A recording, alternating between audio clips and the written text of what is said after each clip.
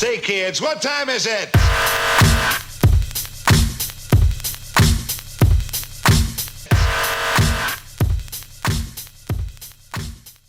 Hola con todos, ¿cómo están? Espero que muy bien. Regresamos nuevamente con las entrevistas y en esta ocasión tenemos a un gran amigo de la casa. Se trata de Andrés Ortiz Lemos, politólogo, estudioso en teología.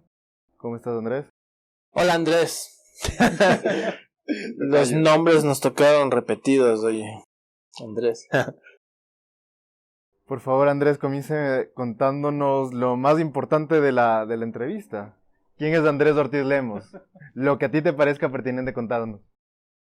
O sea, verás, esa idea de conocernos a nosotros mismos es más difícil de lo que parece, porque, claro, toda la filosofía de Sócrates se basa en el hecho de que el único pedazo de universo que puedes conocer bien es tú mismo.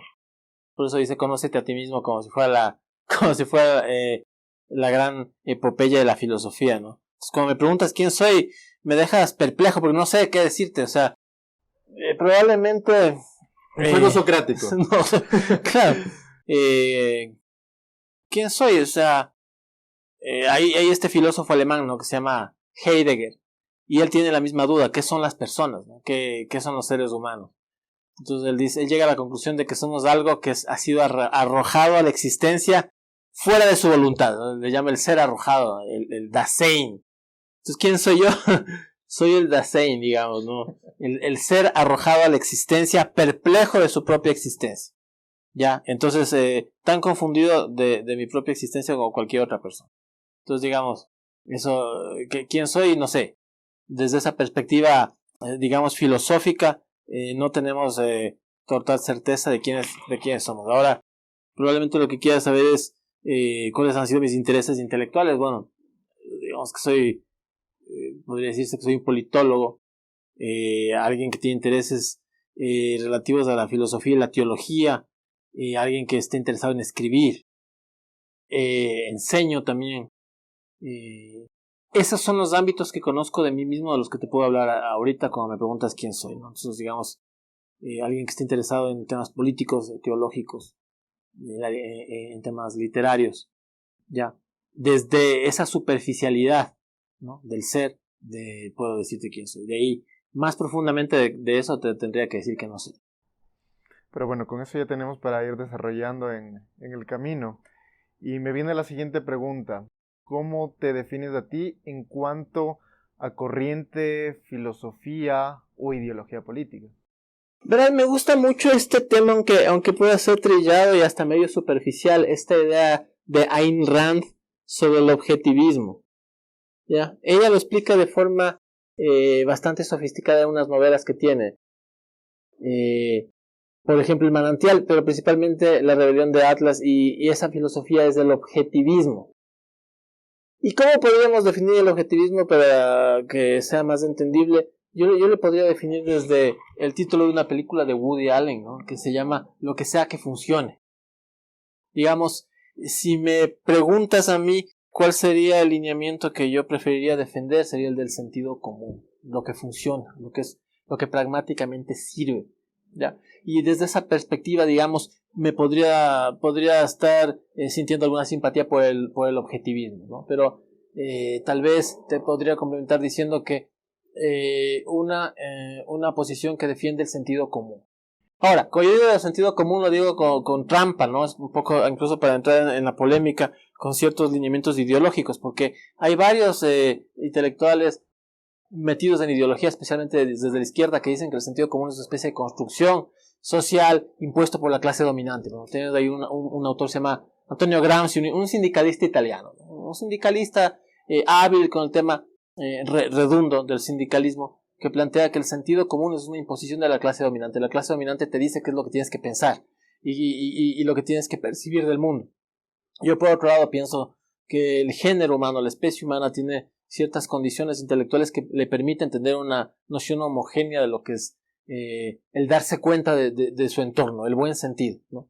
Entonces, en ese sentido, tal vez una especie de defensor, en términos populares, digamos, del sentido común, ¿no?, de aquello que funciona, de aquello que objetivamente sirve. En cuanto al sentido común, se suele decir que es el menos común de los sentidos. Y poniéndolo en el plano de corriente filosófica, ¿tú todavía ves este espectro de izquierda a derecha como algo que está vigente? ¿O crees que las ideologías han logrado romper con este dinamismo? Desde un momento, en los primeros momentos de la Revolución Francesa, se genera una asamblea. Primero, el primer intento de la Revolución Francesa fue generar una especie de legislativo que trabaje junto con la monarquía, más o menos como el modelo británico. Eso empezó a desquebrajarse porque se le quería descolar, digamos, a uno de los sectores más importantes de la sociedad francesa, que es el tercer estado, es decir, aquellos que no eran ni nobles ni dentro de la jerarquía eclesiástica, ¿no? Entonces ellos, al verse un poco descolados de esta conformación legislativa, se crearon su propia asamblea en una cancha de pelota, ¿no? Y después los otros dos estados tuvieron que ir con la cola entre las piernas allá. Y ahí, digamos, aquellos que querían defender todavía la supremacía de la corona, de los valores conservadores del viejo orden, se sentaron a la derecha, y los que querían derrocar a la monarquía, plantear valores liberales relativos a los contractualistas de moda y toda la vaina esta, pero además los radicales se sentaron a la izquierda. Ese es el origen de la idea, de esta vaina de izquierda y derecha. Yo creo que ahorita no tiene mucho sentido hablar de esta dicotomía, ¿no? El universo es muy complejo como para tratar de dividirlo en dos. El universo tiene demasiada complejidad para pensar que estamos en un contexto binario de izquierda y derecha. Entonces, sí, te diría que cada vez tiene menos sentido el tema de izquierda y derecha. Pero sin embargo, a pesar de que lo binario pierde sentido con el pasar del tiempo, de todas formas, nuestra manera de entender el mundo sí es binaria. Hay un autor que se llama Claude Lévi-Strauss, es un etnólogo francés-belga. Y este señor dice que, en cierta forma, la estructura de nuestro pensamiento y la estructura del lenguaje sí tiende a ordenar las cosas en términos binarios, ¿no? Y por lo tanto, en este momento lo que tenemos es una especie de choque y pelea entre aquellos que defienden sistemas ideológicos totalitarios y aquellos que tienen una defensa del individuo y de las libertades individuales. Entonces, más bien la nueva gran dicotomía está en la lucha entre libertad y autoritarismo, si quisiera simplificar la vaina ahorita. En ese sentido, ¿tú crees que estamos retornando o replicando el hecho de lo que pasó, puede ser en los años 30, cuando empezaron a surgir las grandes ideologías del siglo XX, el nazismo, el comunismo, frente a un sistema que iba en decadencia, que era el sistema liberal? A ver, las ideas detrás del nazismo y del comunismo como ideología son anteriores al nacimiento de los fascismos instituidos en Europa. En Alemania tienes el pangermanismo, que es una especie de tradición folclórica. Los alemanes que creían que eran mejores que los demás y que tenían que ser una alianza de aquellos de esta etnia germana. Y en Rusia tenías los paneslavistas, ¿no? Que es una idea también racial, verás, pero que ganó efervescencia cuando viene la revolución marxista, y los que lideran esta revolución son rusos. Por lo tanto, el modelo soviético totalitario también es racista y también es paneslavista. Pero las ideas vienen de antes, ¿no? Estas ideas totalitarias vienen de antes. Y haces muy bien en decir que ambas son ideas reaccionarias del liberalismo, ¿no? La autora judía alemana Hannah Arendt dice que tanto el nazismo como el comunismo, que son los dos grandes totalitarismos del siglo XX, se levantan, se establecen como ideologías reaccionarias al liberalismo. Entonces, el liberalismo tuvo una trayectoria más o menos vieja ya en Europa, ¿no? Finales del siglo XVIII, todo el siglo XIX, experimentos que intentan establecer repúblicas imitando el modelo gringo, digamos, y finalmente se empiezan a consolidar pasando el tiempo. Acuérdate que Francia tiene su segundo intento de republicanismo en los 70s del siglo XIX, ¿no? Entonces tenemos en 1872 por ahí que viene Napoleón III, instaura otra vez la Segunda República y toda la vaina, que va patojeando y todo, pero que en Europa se empiezan a instaurar poco a poco, digamos, regímenes con inspiración liberal. Y tienes razón, ya para inicios del siglo XX, digamos después de la Primera Guerra Mundial, el liberalismo entra en erosión. Huntington habla de que incluso la gente empieza a perder esperanza en los valores de la democracia liberal. Y ahí es donde aparecen estos dos fuerzas reaccionarias hacia el liberalismo, que son el marxismo el marxismo aparece en el siglo XIX como teoría, pero el marxismo práctico me refiero después de la Revolución Rusa, y el nazismo. Entonces, en este sentido, más que elementos revolucionarios, el marxismo y el fascismo lo que son es elementos reaccionarios en contra del liberalismo, que casi queda aplastado como sándwich en ese momento, ¿no? Digamos que el tiempo le ha dado respiro al liberalismo y nos ha dado la posibilidad de entender que más bien se ha ido consolidando los valores liberales en un amplio sector del mundo, y que más bien estas dos ideologías totalitarias han ido perdiendo fuerza en determinados momentos de la historia, aunque ahora parece que está resurgiendo en algunos lugares, ¿no? Especialmente visiones totalitarias que tienen rostro humano, ideologías relativas a lo bondadoso, a lo igualitario, a lo equitativo. Es algo sumamente complejo lo que vivimos en estos tiempos, porque muchos asemejan lo que pasó, lo que te comentaba antes de los años 30, en los cuales veníamos de este sistema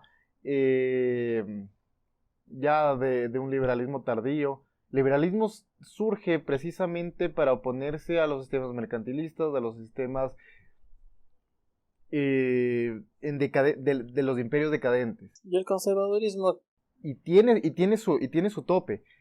Pero en el momento que empieza a decaer viene este momento de las ideologías duras.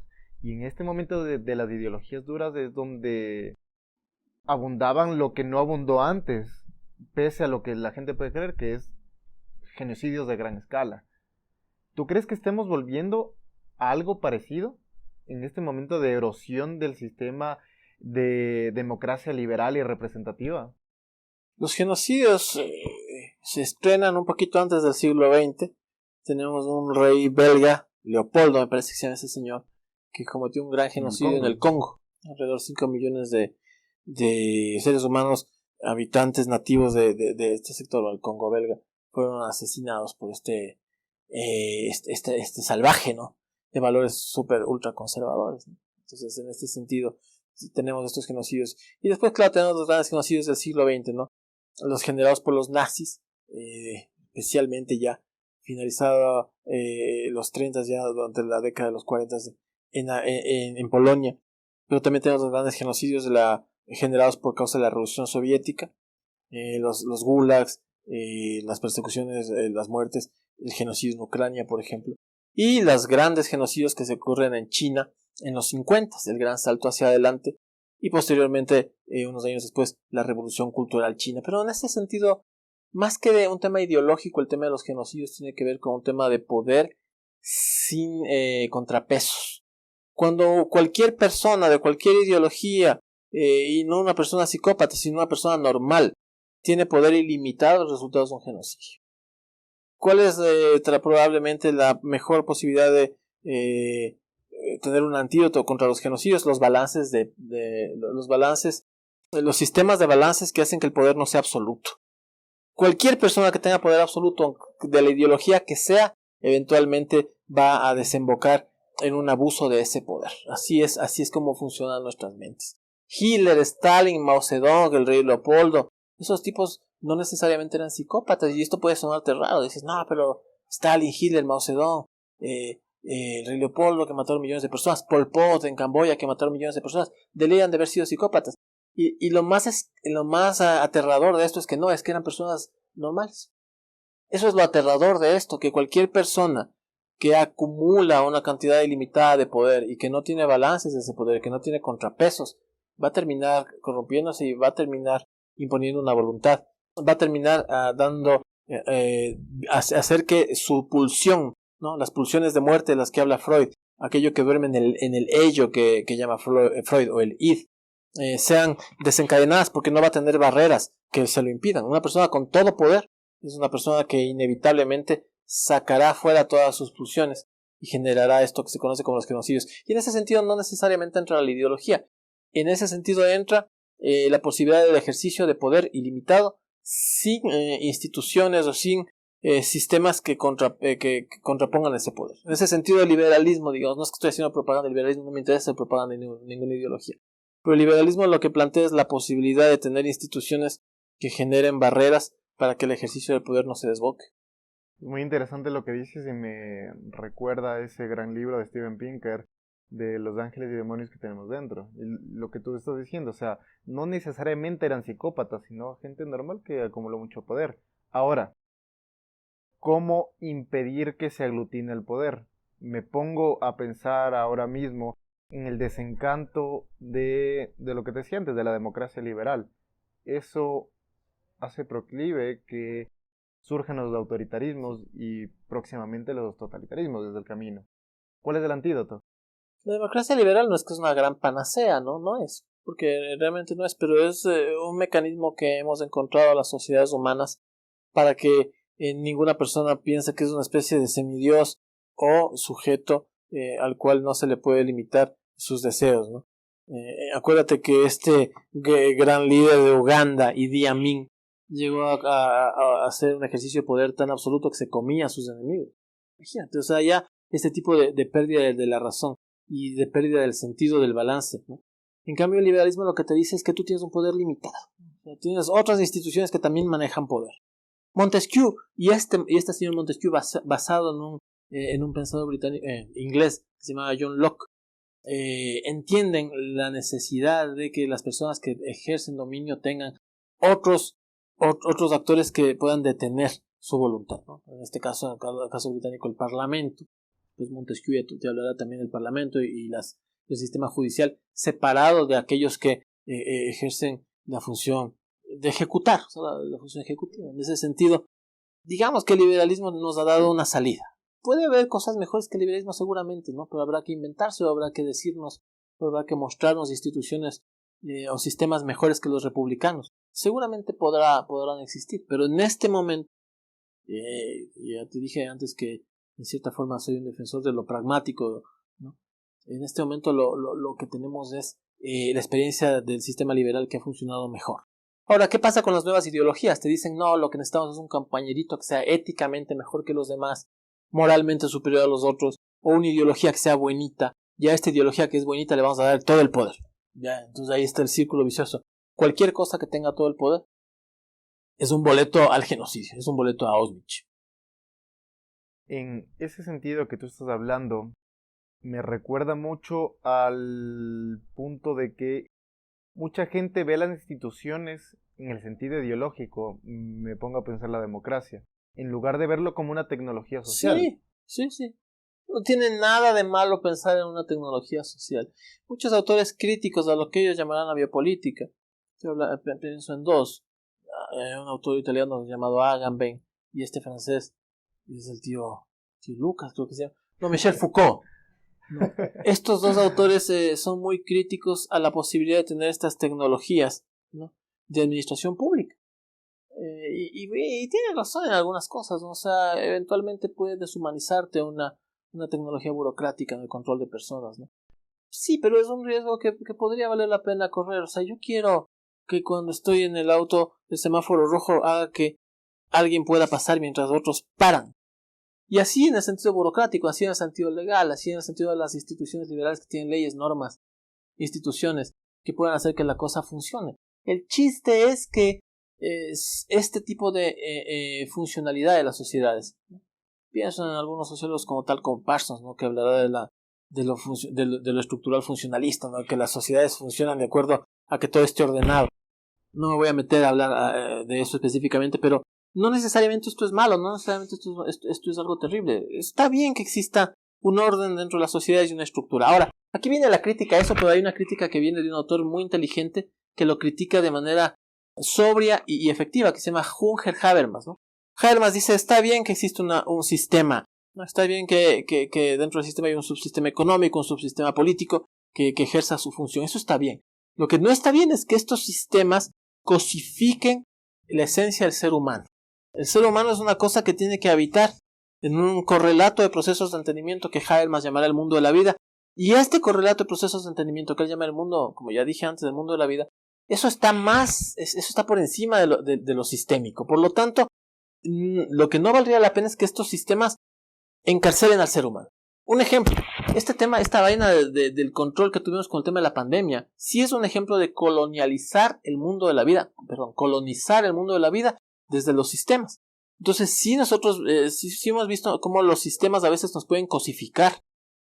Nos obligan a usar el bozal y tienes que estar mostrándole un pasaporte a los guardias para comprar comida. Ese es un abuso del sistema. Esa es una cosificación del humano desde la perspectiva del sistema. Entonces el sistema funciona como una herramienta. Sirve cuando funciona, sirve cuando hace que sea más funcional la sociedad. Pero no podemos permitir en cambio que nos cosifique este sistema. Entonces es un balance. El balance tiene que existir. En ese sentido, la crítica de Habermas a la manera de entender la sociedad como un sistema me parece súper válida, súper sobria, súper importante, ¿no?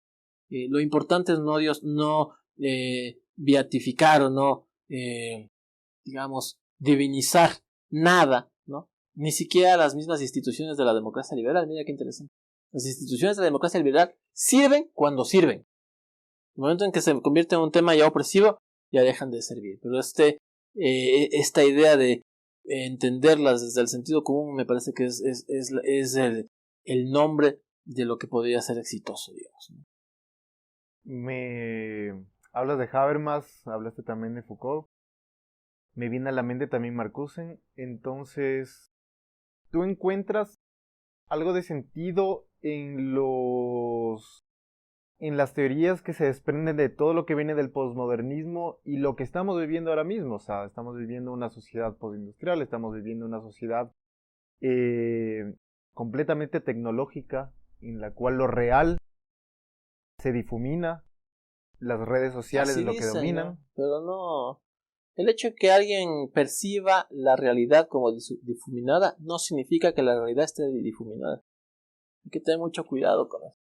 Uno de los pilares del postmodernismo es este sofista alemán llamado Nietzsche. Él dice, no, todos los absolutos hay que confrontar. Si el cristianismo plantea un absoluto moral, le vamos a confrontar, ¿no? La historia y la técnica y la ciencia alemana propone un absoluto también basado en esta idea de técnica, le vamos a confrontar. Bueno, sirve desde la literatura eso, ¿no?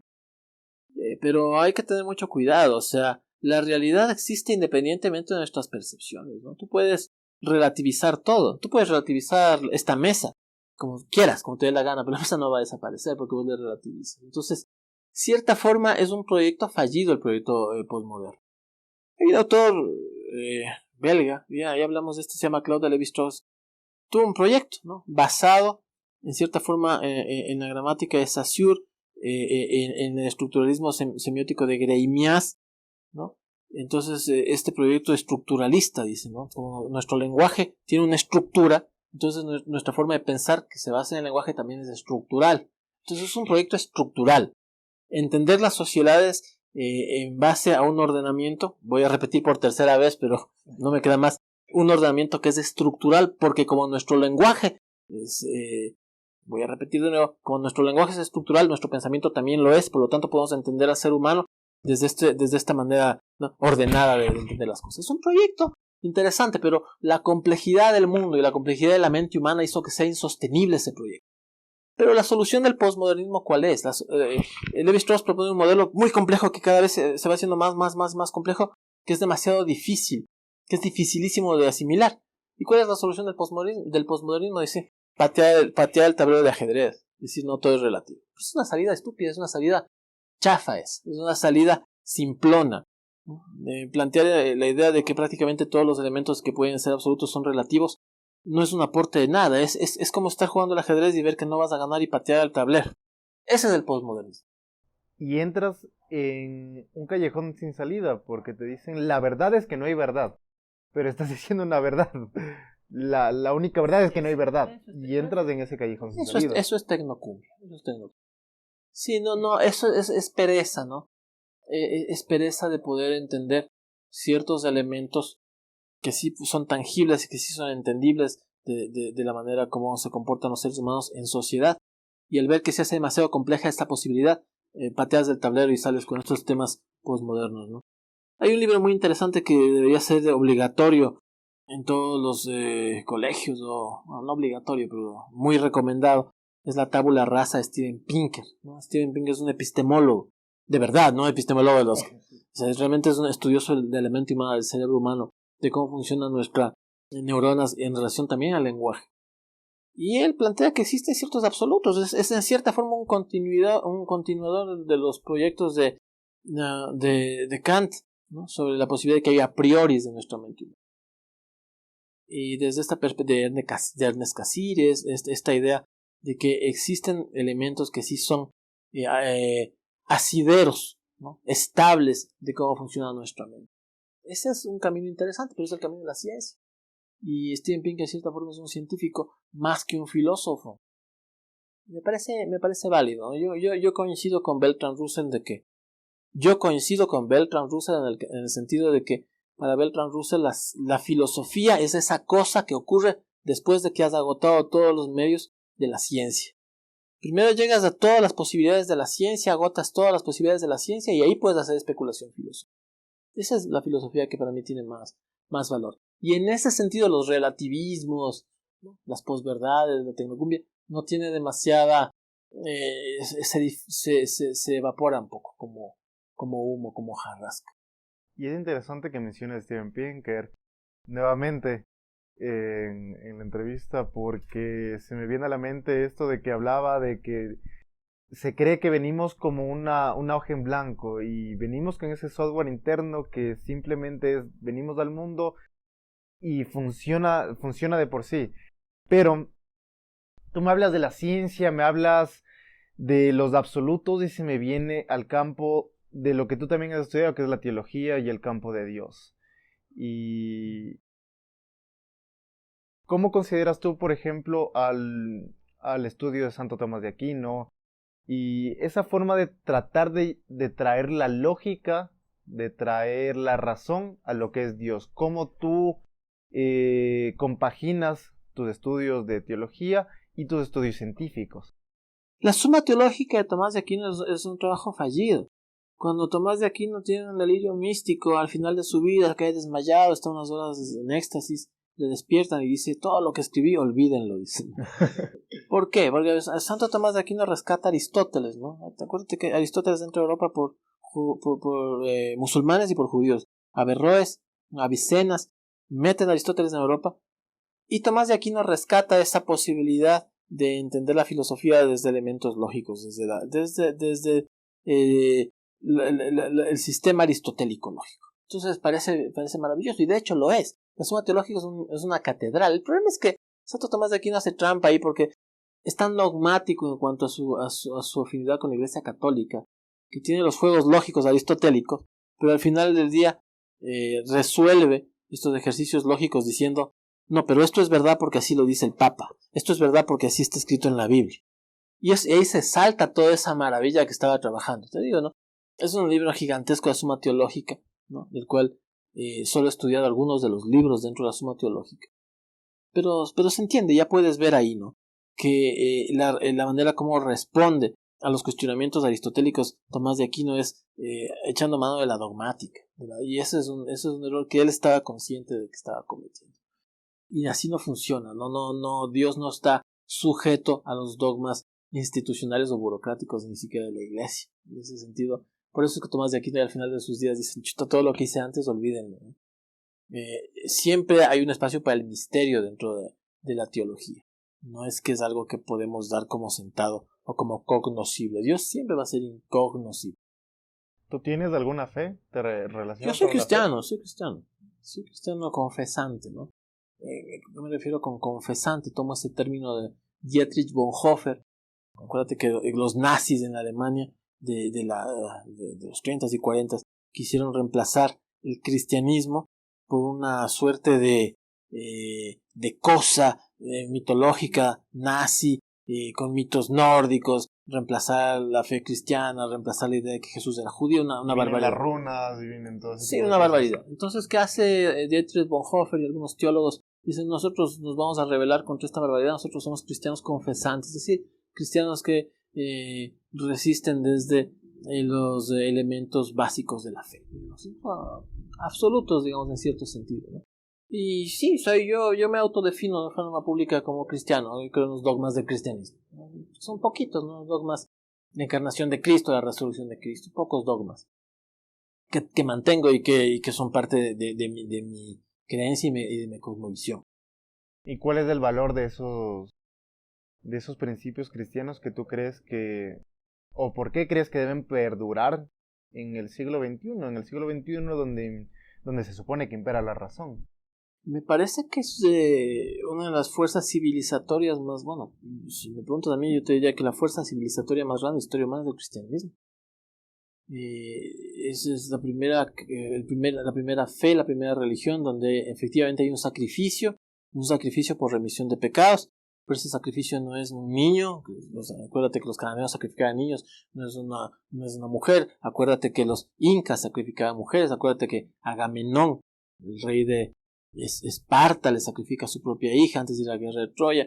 No es el sacrificio humano, ni siquiera es el sacrificio de animales, que incluso los judíos sacrificaban animales en el templo. Ya no es ese sacrificio, es el sacrificio de Dios mismo, que él es el sujeto del sacrificio ritual, el mismo Dios. Entonces eso es una bomba atómica. Eso no ocurre en ninguna otra tradición religiosa, que sea Dios el que se sacrifica por los pecados del hombre. Entonces, en ese sentido, tú tienes como una especie de lineamiento ético extraordinario.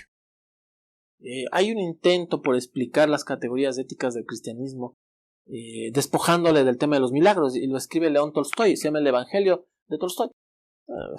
Qué nombre tan bueno, original, ¿no? ¿Qué hace León Tolstoy? Coge los valores, los elementos de la práctica del cristianismo, pero le despoja de los milagros. ¿Para qué le despoja de los milagros? Para que sea asequible toda la dimensión humana de lo que es el cristianismo. Si no queremos entender el cristianismo como una mitología, con milagros, con cucos, con toda la vaina, puedes identificarle también desde la predicación específica, como una filosofía, y no pierde la intensidad y el valor y la potencia civilizatoria. El proyecto de Nietzsche en el siglo XIX, ¿cuál es? Despojar a Europa de la moralidad cristiana, que es una moralidad, para Nietzsche es la moralidad de los esclavos. ¿Fue exitoso el proyecto de Nietzsche? No. Nos legó una sofística amargada, deprimida, autocompasiva, opaca. Mientras tanto, los evangelios siguen brillando. En el siglo XXI los evangelios son nuevos, mientras el Zaratustra de Nietzsche es anacrónico. Eso que dije ahorita no es mío, es de Borges. Borges dice que el proyecto de Nietzsche es anacrónico frente a los evangelios, que son siempre nuevos, lo dice el mismo Borges.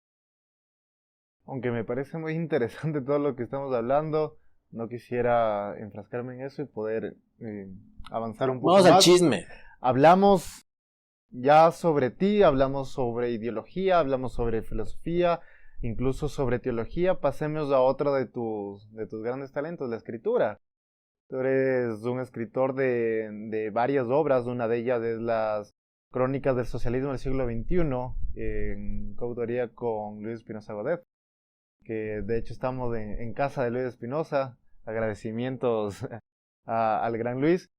Y cuéntanos sobre esta obra, y me parece algo muy interesante hablarlo porque el socialismo del siglo XXI parece que está sepultado. Ahora hablamos del progresismo, del gran progresismo, de los proyectos progresistas. Cuéntanos un poco sobre esta obra y conéctalo con el mundo que estamos viviendo ahora, con la Latinoamérica o la Hispanoamérica del 2022. El socialismo del siglo XXI nació castrado. El socialismo del siglo XXI es un intento desesperado por ponerle un nuevo rostro al socialismo del siglo XX que fracasa, ¿no? ¿Qué dice Heinz Dietrich, que es uno de los fundadores del socialismo del siglo XXI? Dice Heinz Dietrich, dice, a ver, ¿en qué se jaló el socialismo del siglo XX? Había los genocidios, había la degradación ambiental. Acuérdate que las grandes catástrofes ecológicas del siglo XX ocurrieron en Rusia, en China, ¿no? ¿Ya? Tienes un tema en contra de los derechos humanos, en contra de la democracia, ¿ya? Y entonces él dice, bueno, entonces vamos a hacer un socialismo que sea con democracia participativa, que sea ambientalista, que sea ecologista, que sea los temas de género, que sea antirracista. Y entonces es una idea, es un intento de coger todos los discursos buenitos, digamos, de los movimientos sociales latinoamericanos y mezclarlo con la misma perspectiva del socialismo tradicional. Heinz Dietrich es un defensor de la teoría del valor-trabajo, interpretada por Marx. Esta idea de que el valor de las cosas tiene que medirse de acuerdo al tiempo invertido, ¿no?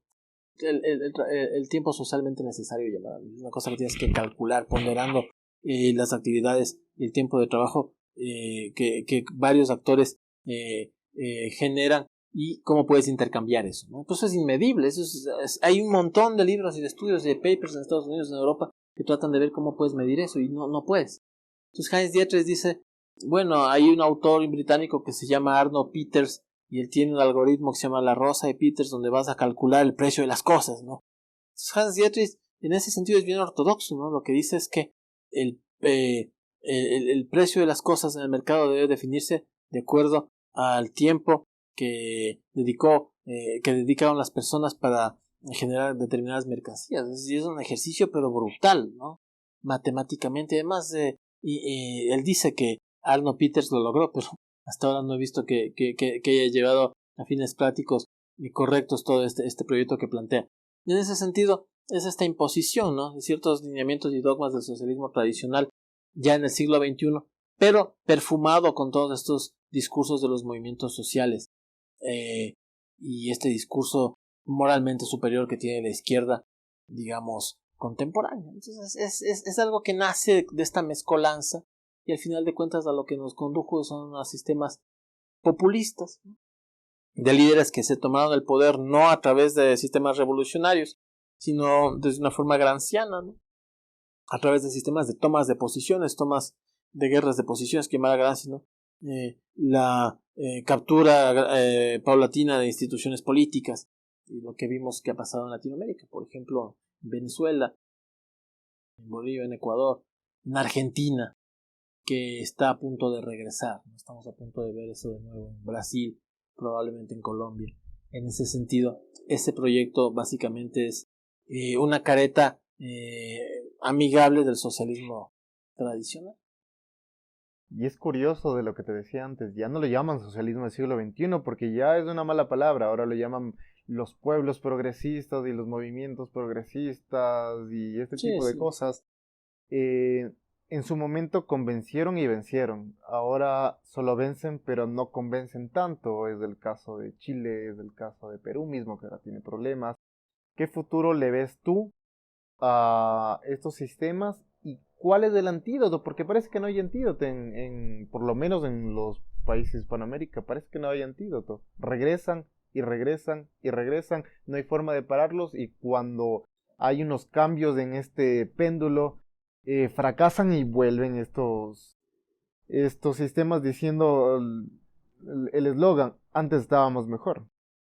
Hay una profecía sobre estos sistemas populistas y también demagógicos. Y se escribe en los 50 del siglo XX, me parece que es en los 50. Lo escribe una autora que se llama Ayn Rand, en un libro llamado La Rebelión de Atlas, ¿no?, donde el mundo se plaga de repúblicas populares. Incluso Estados Unidos se convierte en la República Popular de Estados Unidos. Ya en este sentido, Ayn Rand no muestra revoluciones marxistas, no muestra revoluciones violentas. Lo que muestra son sistemas donde estos grupos populistas empiezan a ganar elecciones. Es casi una profecía. Es muy parecido a lo que pasó con Dostoyevsky cuando, en cierta forma, ¿no?, predice 40 años antes de la Revolución Rusa el advenimiento de grupos autoritarios, ¿no? Predice la Revolución Soviética, Dostoyevsky, antes de que ésta se desate, varios años antes de que se desate la Revolución Soviética. Dostoyevsky lo predice porque hay muchos jóvenes revolucionarios que incendian cosas y que son muy activos incluso en las artes, y dice, estos llegan al poder y van a ser unos monstruos. Por eso su libro se llama Los Demonios. Un caso parecido es con Ayn Rand. Ayn Rand predice ya en los 50 en Estados Unidos que pronto estos grupos, estos movimientos sociales, estos grupos radicales, estos grupos de izquierda, digamos de medio, llamémosle vegetariana, ¿no?, izquierda con rostro buenoide, empiezan a ganar elecciones en todo el mundo. Y Estados Unidos se convierte en una cosa muy parecida a Venezuela. Si tú te lees La Rebelión de Atlas, te asustas, ¿no?, porque vos ves cómo el modelo muy semejante al modelo venezolano se va imponiendo en su libro, y Estados Unidos termina convertido en una cosa muy parecida a lo que es la Venezuela de ahorita. Es fascinante, es parecido a lo que hace Julio Verne, ¿no?, que predice cosas que pasarán en el futuro. Entonces, en ese sentido, le atina a Ayn Rand.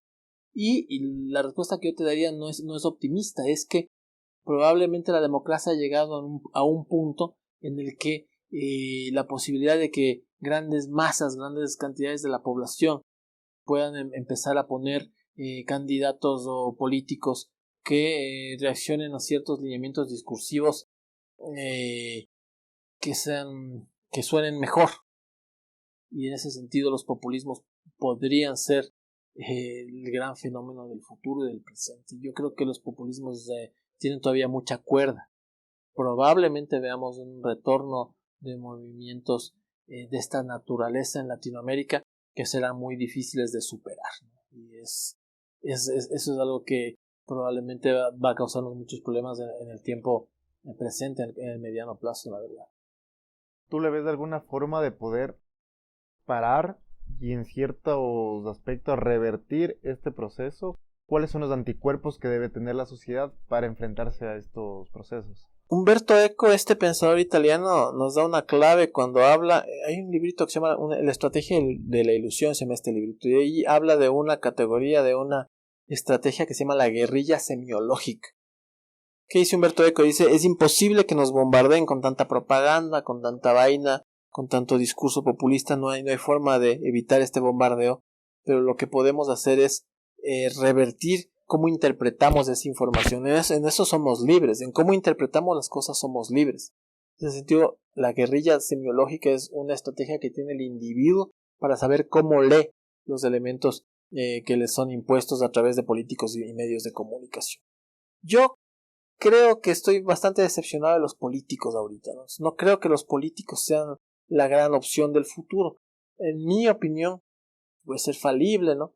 Que puede ser discutible, pero en mi opinión, la gran posibilidad de resistir estos sistemas autoritarios y populistas que se nos vienen es la sociedad civil, una sociedad civil organizada.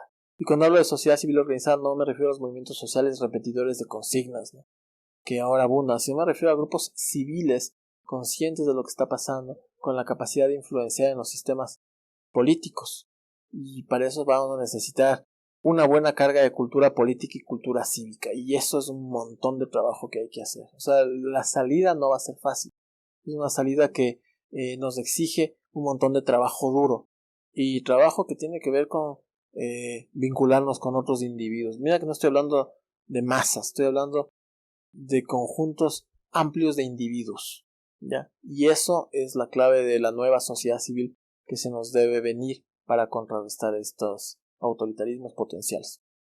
Por eso parece que no existe ya en el año 2022, después de haber salido de una pandemia en la cual la vida era pasar la vida con una pantalla.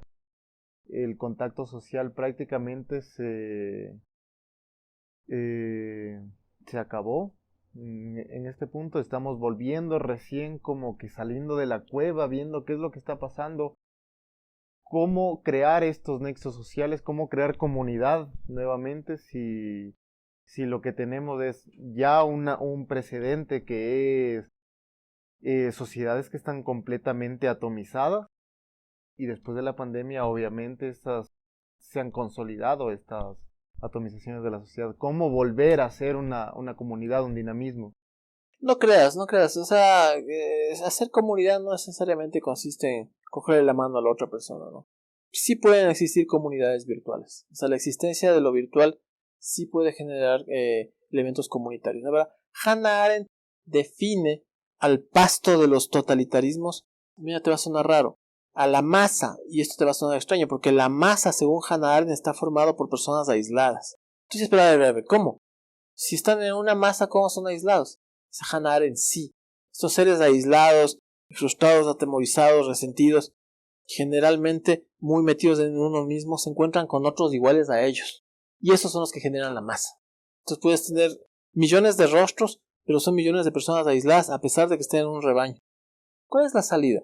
La salida sería elementos de la sociedad civil que conscientes de su propia individualidad, ¿no?, pero que de manera orgánica se articulen con otros sujetos. Entonces la suma de sujetos es lo que necesitamos. Y la suma de sujetos probablemente sí se pudo haber dado dentro de esta experiencia de la pandemia a través de el ejercicio y la interacción de las redes sociales.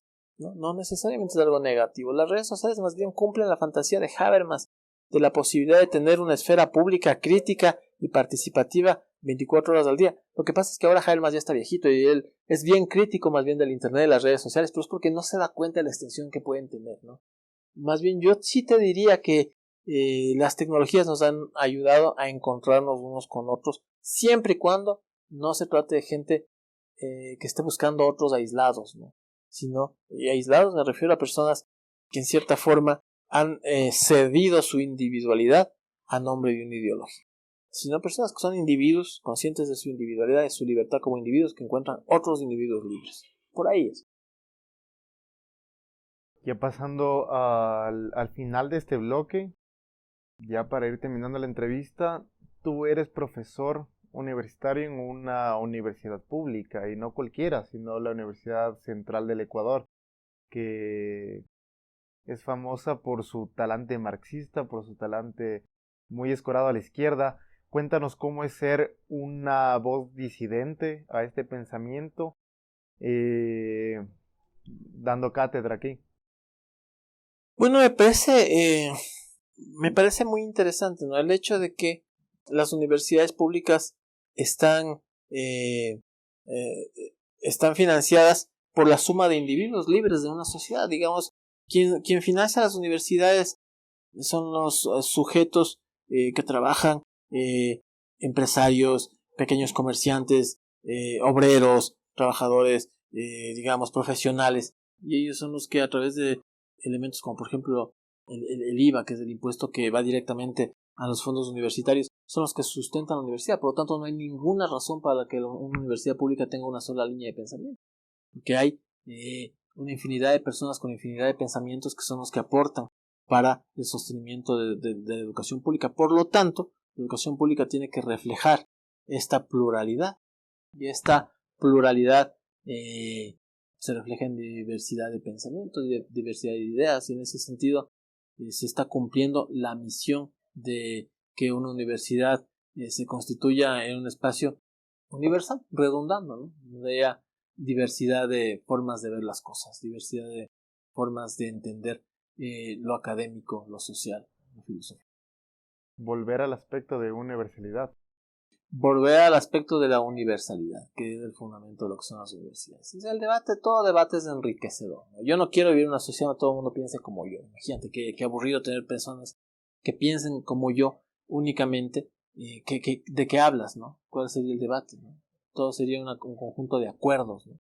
Imagínate qué terrible que sería que te pongas a leer libros solamente con un sesgo de confirmación, buscar, y tú ya tienes una idea predeterminada, y buscar en las lecturas que haces simplemente que se confirme lo que tú ya has pensado. Sería terrible. Entonces, en ese sentido, sí es valioso la posibilidad de compartir y de discutir puntos de vista diferentes, incluso que sean antagónicos. Andrés, ya para ir culminando, por favor, pasemos del bloque de recomendaciones. Ayúdanos, por favor, con recomendaciones, ya sea de libros, de autores, lo que a ti te nutre, lo que tú crees como que, digamos, en el punto, te pierdes en una isla y me llevo estos autores, me llevo estos libros. ¿Qué es lo que conforma tu pensamiento? Si yo tuviera que recomendar algunos libros, yo te recomendaría, para entender el tema internacional, la manera como los países se han configurado, el rostro de la civilización occidental, yo recomendaría, por ejemplo, La diplomacia de Kissinger. Ese es uno de los libros importantes que habría que recomendar, ¿ya? Sobre lineamientos del entendimiento de cómo funciona la mente, ¿no?, de las personas, sin que nos exijamos ser de formación neurólogos, epistemólogos, sino un libro de divulgación muy importante. Yo repetiría, ¿no?, La tabula rasa de Steven Pinker, que es un libro muy interesante. Sobre un entendimiento de elementos básicos de la economía, yo recomendaría a Thomas Sowell, La economía básica. Es un libro indispensable, completamente indispensable. Sobre los fundamentos de la sociedad occidental, La condición humana de Hannah Arendt sería un libro que recomendaría, y Los orígenes del totalitarismo de la misma Hannah Arendt, por supuesto, ¿no?, sería un libro que yo recomendaría fuertemente. Desde la perspectiva tal vez artística, literaria, yo te hablaría de la obra completa de Jorge Luis Borges, la obra de autores como Dostoyevsky, que hablan de todos los abismos que existen dentro del corazón humano y las posibilidades de redención de esos abismos, dentro de otro autor ruso también, que sería León Tolstoy.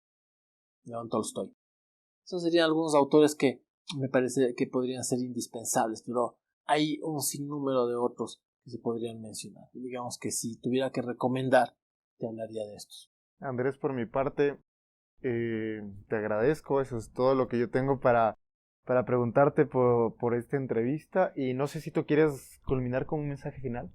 Un mensaje, beban vino, no sé. Ya no tengo, pero igual salud. Salud.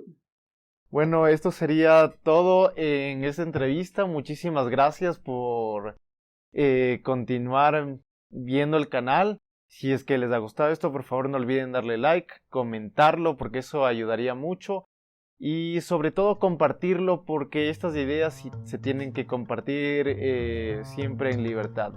Eso sería todo y nos vemos para la próxima. Muchísimas gracias.